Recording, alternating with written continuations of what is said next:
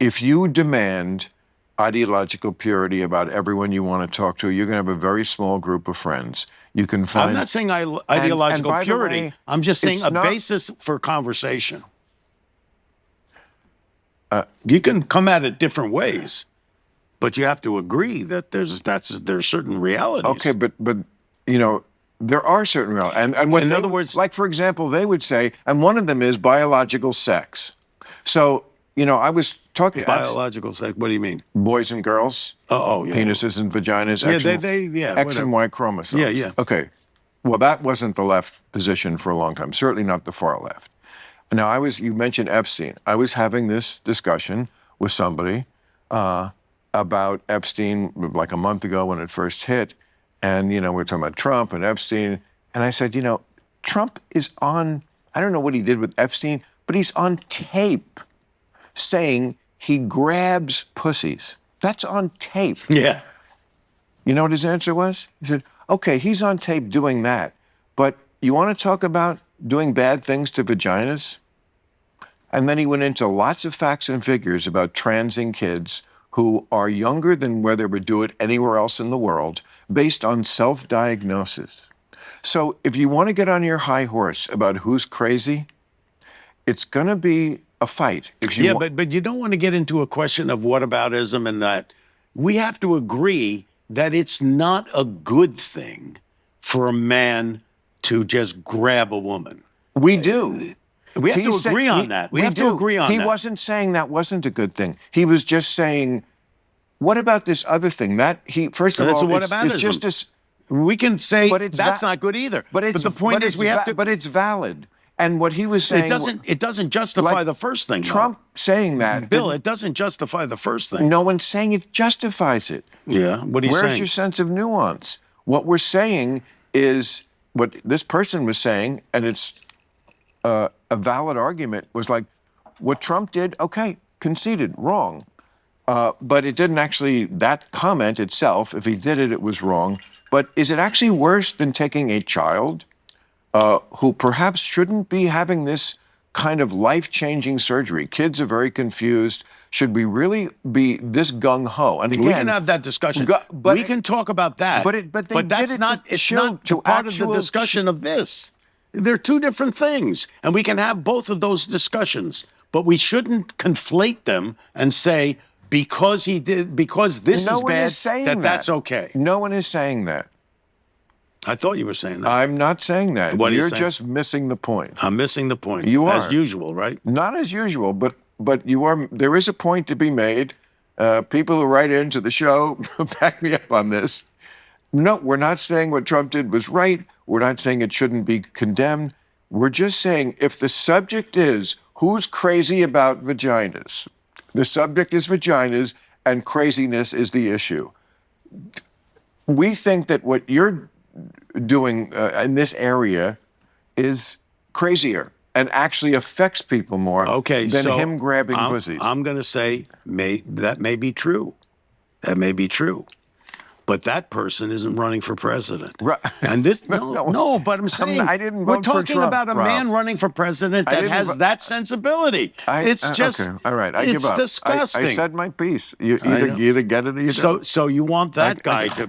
I didn't. No, Can you not pause before running immediately right to all the way over here? This is not where the argument is, and straw man didn't show up to this party. That's not what I'm saying, and that's not what the issue is. I don't want Trump. I would have voted for him if I did, but I didn't. Right. And I would, have paused. No, but what you're saying is you should be able to engage anybody in any discussion about something that they are passionate about, and I agree with that. Part of the reason why the right is so butthurt about the left, it's not always just policy. It's like they feel very disrespected. Like, I won't even talk to you. I won't even sit down and break bread with you. Really? They don't like that. Remember the deplorables comment Hillary made? They just think that they're looked down on. Well, that's a bad thing to be saying if you're running for president, to call some people who are voters deplorable. Even if you think that, you don't say that's bad politics.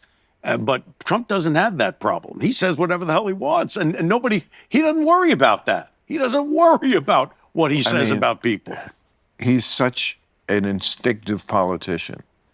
You know, he talked about it from the 80s that he was going to run. He kind of knew that in himself, and he just flipped the script. Everybody had become so press spokesman. I just say the exact right thing and try not to offend anyone. And he was like, I'm just going to let my interior monologue out.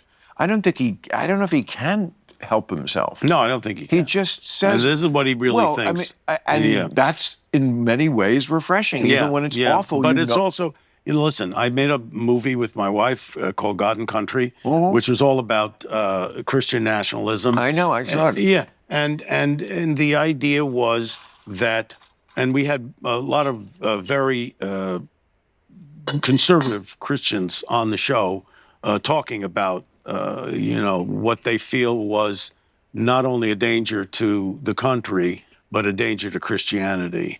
And because they felt that this Christian nationalism was going so far afield from the teachings of Jesus in their minds.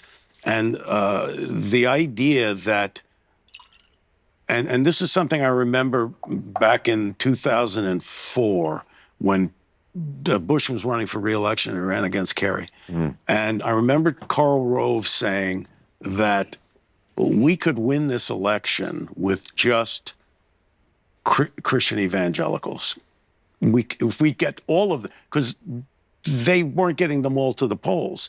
I mean, the Ralph Reeds of the world and the Turning Points and all that had not galvanized at that point. They started to, and they were able to, and they've been successful since then.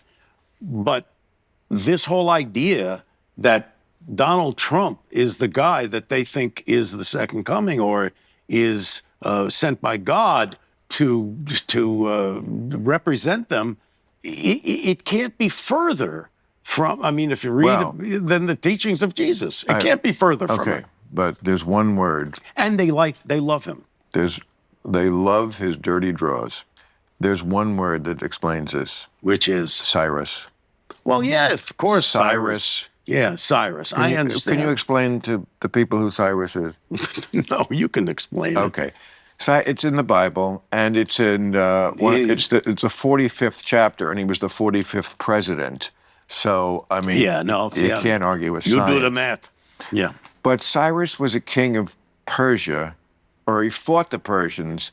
No, he was the king of Persia. Yeah. Anyway, he freed the Jews accidentally. He was like going to war against...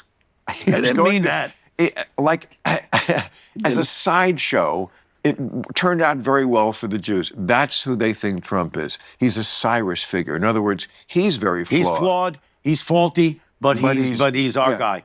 But we're the Jews in this scenario. And most of these Christian conservatives like David French and Russell Moore, they feel that this movement has gone so far afield from, love thy neighbor and do unto others and all of those things that are part of the Jesus thing. So, and if you looked at what happened in January 6th, there was a lot of Bibles and crosses, and they were all storming the Capitol. Oh, no. QAnon and Christian nationalism are absolutely a Venn diagram that looks like a circle. Yeah. No, it's all part of it. Yeah.